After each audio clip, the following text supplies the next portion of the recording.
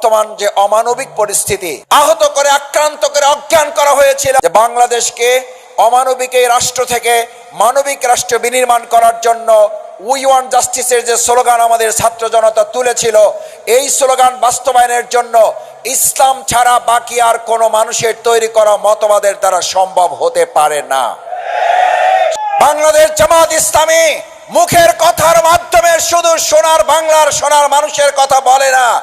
আমরা 2 জন মন্ত্রী 3টা মন্ত্রণালয় দুর্নীতি মুক্ত ভাবে পরিচালনা করে 2 টাকার দুর্নীতি করেন না এর চ্যালেঞ্জ আজ পর্যন্ত কেউ গ্রহণ করতে পারে নাই। তার প্রমাণ হচ্ছে, তার অর্থ হচ্ছে, তার যৌক্তিকতা হচ্ছে একমাত্র জামাত ইসলামী সুশাসন দিয়ে দুঃশাসন মুক্ত একটা সুন্দর মানবিক বাংলাদেশ বিনির্মাণ করতে পারে। 2024-এর জুলাই আগস্টে মনে করেছিলাম একটা পরিবেশ তৈরি হয়েছে, আবার অন্ধকার আমাদের উপরে নেমে আসছে। এই অন্ধকার যখন নেমে এসেছিল, জাহিলিয়া যুগের তায়েফের ময়দানে যখন পাথর মেরে রাসূল করিম সাল্লাল্লাহু আলাইহি সাল্লামকে আহত করে আক্রান্ত করে অজ্ঞান করা হয়েছিল, সেই অবস্থায় রাসূল সাল্লাল্লাহু আলাইহি সাল্লামের ইসলামের মাধ্যমে সেই যুগের মানুষকে সোনার মানুষে পরিণত করে সোনার মদিনা যেমন গঠন করেছিলেন, আজকের এই নতুন জাহিলি যুগের প্রস্তর যুগকে যারা ফিরে এনেছেন, আমরা ইসলামকে দিয়ে আপনাদের এই পাথরের আঘাতের জবাব দেব সোনার মানুষ দিয়ে সোনার বাংলা বিনির্মাণের মাধ্যমে।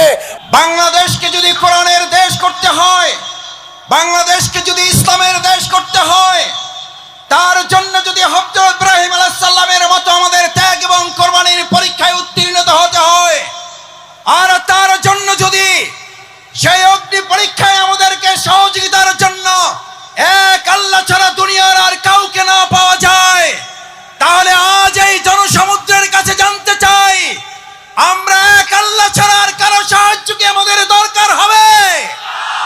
আমরা কার সাহায্য চাই?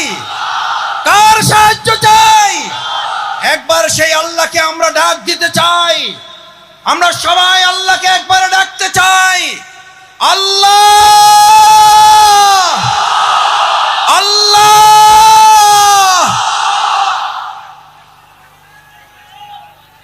সম্মানিত ভাই এবং বন্ধুগণ, হযরত ইব্রাহিম আলাইহিস সালাম আল্লাহর সাহায্য চেয়েছিলেন। দুনিয়ার কোনো মানুষ শুধু নয়, ফেরেশতাগণের সাহায্যও তিনি নেননি। যে ইব্রাহিম আলাইহিস সালাম আল্লাহর সাহায্যের ভরসা করেছিলেন, সেই ইব্রাহিম আলাইহিস সালামকে আল্লাহ তাআলা সাহায্য করেছেন না করেন নাই? আগুনের মধ্যে তাকে বাঁধা রশিটা পর্যন্ত পুড়ে গেছে। হযরত ইব্রাহিম আলাইহিস সালাম আগুনের স্পর্শ করা তো দূরের কথা, হযরত ইব্রাহিম আলাইহিস সালাম সেই সময় ওই সময়টুকু যা তিনি আগুনের মধ্যে অবস্থান করেছিলেন, সেই সময়টুকুকে বলা হয়ে থাকে তিনি তার জীবনের সবচেয়ে সুখী এবং আরামের জীবন যাপন করেছেন। সুতরাং কোরআনের জন্য যারা কথা বলবে, ইসলামের জন্য যারা কথা বলবে, কোরআন বাস্তবায়নের জন্য যারা কাজ করবে, ইসলাম বাস্তবায়নের জন্য যারা কাজ করবে, আজ এখানে আমরা যারা উপস্থিত হয়েছি, আমরা যদি আজ এখান থেকে সিদ্ধান্ত নিতে পারি আমাদের জীবনের সর্বস্বটুকু বিলিয়ে দিয়ে হলেও যে কোরআনের ভালোবাসায় আজ আপনারা এখানে শামিল হয়েছেন, আপনারা কি কোনো ব্যক্তির আহ্বানে ভালোবাসায় এসেছেন নাকি কোরআনের ভালোবাসায় এসেছেন? কিসের ভালোবাসায় এসেছেন? এই কোরআনকে আগামী দিনের সংসদে যদি পাঠাতে হয়, তার জন্য আমাদের 2024 সালের জুলাই আগস্টের তরুণ যুবকেরা যারা জীবন বাজি রেখে উই ওয়ান্ট জাস্টিসের স্লোগান রেখেছিল, সেই উই ওয়ান্ট জাস্টিসের স্লোগান বাস্তবায়ন কি মানুষের তৈরি করা মতবাদ বাস্তবায়ন করতে পারবে নাকি কোরআন পারবে? উই ওয়ান্ট জাস্টিসের জন্য তরুণ যুবকেরা আমাদের মীর মুগ্ধ আবু সাঈদরা যদি জীবন দিতে পারে, আজ তরুণ যুবক এবং আমাদের জনতাকে জিজ্ঞেস করতে চাই, আগামী দিনে কোরআনের সংসদ কায়েমের জন্য, ইসলামের সংসদ কায়েমের জন্য আরেকবার যদি জীবন দিতে হয় আমাদের, সেই জীবন দিতে আমরা কি রাজি থাকব? আমরা কি রাজি থাকব?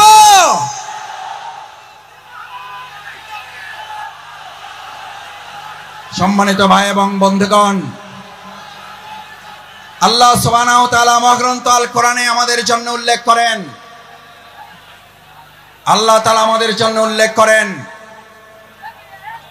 আফাহাসিবতুম আন্নামা খলাকনাকুম আবাসা ওয়া আন্নাকুম ইলাইনা লা তুরজাউন। আল্লাহ সুবহানাহু ওয়া তাআলা আমাদেরকে পৃথিবীতে প্রেরণ করে আমাদেরকে স্মরণ করিয়েছেন।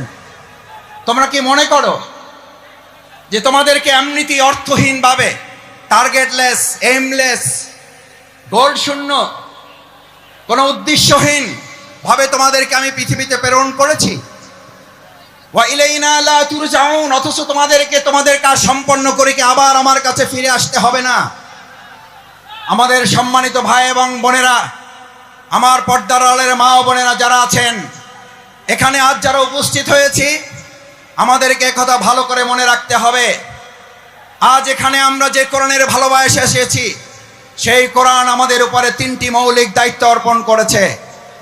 এক, আল্লাহ সুবহানাহু ওয়া তাআলা বলেন আফাহাসিবতুম আন্নামা খলাকনাকুম আবাসা, আমি তোমাদেরকে অর্থহীনভাবে পৃথিবীতে সৃষ্টি করি নাই। আমি তোমাদেরকে পৃথিবীতে সৃষ্টি করেছি একটা গুরুত্বপূর্ণ উদ্দেশ্য নিয়ে। সেই উদ্দেশ্য সম্পর্কে আল্লাহ তাআলা এই পরিষ্কার রোড ম্যাপ ঘোষণা করেছেন। এখন আমাদের দেশের অর্থনীতি সংস্কারের প্রশ্ন উঠছে, আমাদের দেশের রাজনীতি সংস্কারের প্রশ্ন উঠেছে, পররাষ্ট্রনীতি সংস্কারের প্রশ্ন উঠেছে। আমরা আজ সংস্কারের দায়িত্বে যারা আছেন, তাদের কাছে আল্লাহ তাআলার সংস্কারের রোড ম্যাপ তুলে দিতে চাই। আল্লাহ তাআলা কোরআনে ঘোষণা করেন ফাইম্মা ইয়াতিয়ান্নাকুম মিন্নি হুদান, আমি এই পৃথিবীতে মানুষকে প্রেরণ করে তাকে একটা রোড ম্যাপ দিয়ে দিয়েছি। এই রোড ম্যাপের মধ্যে তার রান্নাঘর থেকে শুরু করে তার সংসদ ভবন পরিচালনার পর্যন্ত সমস্ত বর্ণনা আমি উল্লেখ করে দিয়েছি। সুবহানাল্লাহ। আমার ভাইয়েরা, মহাগ্রন্থ আল কোরআনের মধ্যে যে রোড ম্যাপ আল্লাহ উল্লেখ করেছেন, ফামান তাবিআ হুদায়া, যদি এটাকে ফলো করে, যদি এটাকে অনুসরণ করে, যদি এটাকেও মেনে চলে, তাহলে আল্লাহ ঘোষণা দিচ্ছেন, কোন প্রধানমন্ত্রী না, কোন প্রধান উপদেষ্টা না, কোন উপদেষ্টা বৃন্দগণ নন, কোন জাতিসংঘের মহাসচিব নন, এক আল্লাহ সুবহানাহু ওয়া তাআলা ঘোষণা দিয়েছেন ফামান তাবিআ হুদায়া, তাহলে তোমরা রোড ম্যাপের আসল রাস্তা খুঁজে পাবে। আমরা আজ বাংলাদেশের বর্তমান দায়িত্বে যারা আছেন, তাদের কাছে মহাগ্রন্থ আল কোরআনের আহ্বান পৌঁছে দিয়ে বলতে চাই, বাংলাদেশকে যদি যথাযথ সংস্কারের মাধ্যমে তার আসল রোড ম্যাপে পরিচালনা করতে হয়, তাহলে মহাগ্রন্থ আল কোরআনের আইন দিয়ে ছাড়া মানুষের তৈরি করা কোনো চিন্তা, তন্ত্র, মতবাদ দিয়ে পুরনো সংস্কার করা সম্ভব হবে না। ভাই এবং বন্ধুগণ, আল্লাহ তাআলা বলেন যদি এটাকে ফলো করো হুদায়া, তাহলে সঠিক পথ পাবে। আচ্ছা, আপনাদের কাছে জিজ্ঞেস করি, যদি কোরআন অনুসরণ করার মধ্যে দিয়ে সঠিক পথ পাওয়ার কথা বলা হয়, তাহলে আমাদের কাছে কি এই প্রশ্ন ওঠা স্বাভাবিক নয় যে কোরআন বাদ দিয়ে যে কোনো পথ অবলম্বন করলে ওটা সঠিক নয়, ওটা গোমরাহির পথ? কোরআন যদি আল্লাহর পথ হয়, তাহলে কোরআনের বাইরে যা মত আছে, পথ আছে, সমস্ত মত এবং পথ ইবলিসের পথ। ইমানদাররা কখনো কোরআনের পথ, আল্লাহর পথ বাদ দিয়ে ইবলিসের পথে হাঁটতে পারে না। আজ আমাদের এই কোরআন দায়িত্ব দিয়েছে ফামান তাবিআ হুদা, তাহলে তোমরা সঠিক পথ পাবে, আসল পথ পাবে। আমাদের এই প্রিয় মাতৃভূমি বাংলাদেশ স্বাধীন হওয়ার 53 বছর পার হলেও আমরা কি অর্থনৈতিক মুক্তি পেয়েছি ভাইয়েরা? আমরা কি সাংস্কৃতিক মুক্তি পেয়েছি? আমরা কি রাজনৈতিক মুক্তি পেয়েছি? এই সকল মুক্তি আমাদের যদি পেতে হয়, তাহলে আমাদের মানুষের তৈরি করা মতবাদের দিকে নাকি কোরআনের দিকে ফিরতে হবে? আমাদের গ্রামে, আপনাদের গ্রামে আমরা সবাই একটা কথা বলি, সোজাতে হবেন, মরার আগে হবেন না। কখন হবেন? কখন হবেন? কাপড় দিয়ে যখন পায়ের কাছে একজন ধরে আর মাথার কাছে একজন ধরে, দুই দিকে দুইজন ধরে আর টানে, বলে যে আরো সোজা করো, আরো টাইট করো।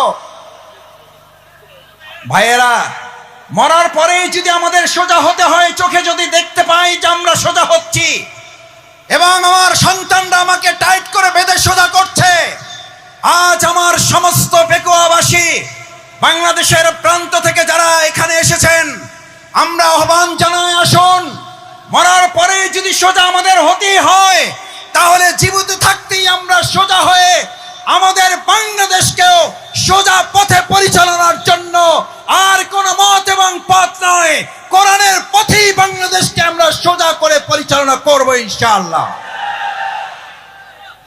দ্বিতীয় যে দায়িত্ব আল্লাহ তাআলা আমাদেরকে দিয়েছেন, ফামান তাবিআ হুদায়া ফালা খাউফুন, কোনো ভয় নেই তোমাদের। আমার ভাইয়েরা আমাদেরকে ভয় দেখিয়েছিলেন, আমাদেরকে ভয় দেখিয়ে আমাদের আজকের প্রধান মুফাসসির মাওলানা ডক্টর মিজানুর রহমান আজারীকে দেশ ছাড়তে বাধ্য করেছিলেন। আজ এসে দেখে যান, আপনি নেই, আমাদের ডক্টর মাওলানা মিজানুর রহমান শুধু নেই, তার লক্ষ লক্ষ ভালোবাসার মানুষেরা পেকুয়া শুধু নয়, গোটা বাংলাদেশকে আজ আলো ছড়িয়ে দিয়েছে। আপনারা সাইদি সাহেবকে হত্যা করেছেন, এক সাইদি রহমানের অনুপস্থিতিতে লক্ষ সাইদি আমাদের তৈরি হয়ে কোরআনের দাওয়াত পৌঁছে দিচ্ছে। আমাদের হত্যা করা যায়, আমাদের ফাঁসি দেওয়া যায়, আমাদের শেষ করা যায় না, আমাদের শেষ করা যাবে না।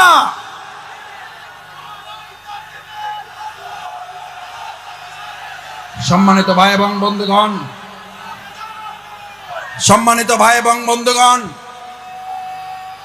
ফালা খাউফুন, সুতরাং আমাদেরকে আপনি ভয় দেখাবার কে?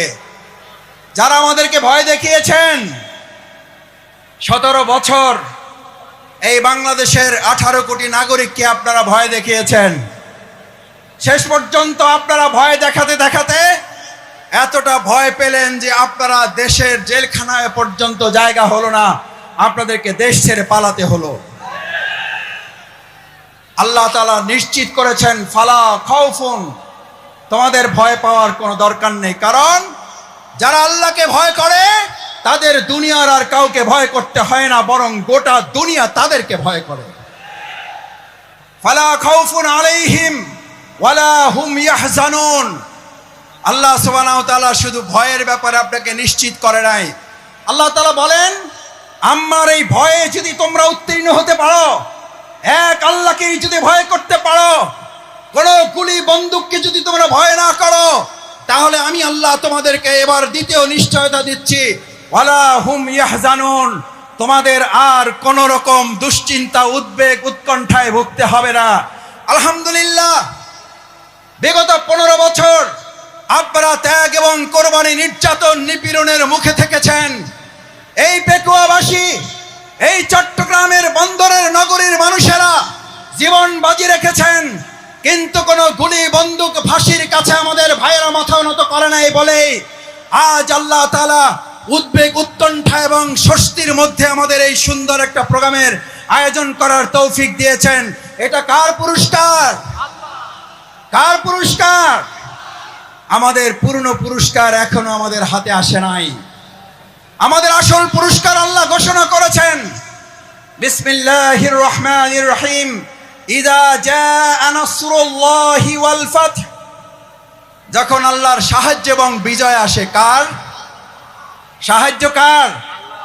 কোন পার্শ্ববর্তী রাষ্ট্রের, প্রশাসনের, সেনাবাহিনীর, র্যাবের সাহায্য কার? নাসরুল্লাহ, ইযা জাআ নাসরুল্লাহি ওয়াল ফাতহ। যে আল্লাহ আমাদেরকে সাহায্য করেন, সে আল্লাহ তাআলাই বলেন, আমি যখন কাউকে সাহায্য করি তার বিজয় ছাড়া আর অন্য কিছু হতে পারে না। নাসরুল্লাহ, ইযা জাআ নাসরুল্লাহি ওয়াল ফাতহ, কারণ আমার সাহায্য যেখানে যায় গোটা দুনিয়া তার বিপক্ষে থাকলেও বিজয় ছাড়া তার কিছুই হয় না। আজ বাংলাদেশে আল্লাহর সাহায্য এসেছে, গোটা কোরআনের রাষ্ট্র কায়েম হওয়া ছাড়া পূর্ণাঙ্গ বিজয় আমাদের হতে পারে না। আমাদের পূর্ণাঙ্গ বিজয় কি? আমাদের পূর্ণাঙ্গ বিজয় শুধু একজন এমপি হওয়া নয়, আমাদের পূর্ণাঙ্গ বিজয় শুধুমাত্র একজন মন্ত্রী হওয়া নয়, আমাদের পূর্ণাঙ্গ বিজয় শুধুমাত্র একজন রাষ্ট্রপতি হওয়া নয়, আমাদের পূর্ণাঙ্গ বিজয় শুধু একজন প্রধানমন্ত্রী হওয়া নয়, আমাদের পূর্ণাঙ্গ বিজয় শুধুমাত্র ইসলামী দল ক্ষমতায় যাওয়া নয়, আমাদের পূর্ণাঙ্গ বিজয় হচ্ছে আলা লাহুল খালকু ওয়াল আমর, সৃষ্টি যার, আইন চলবে তার।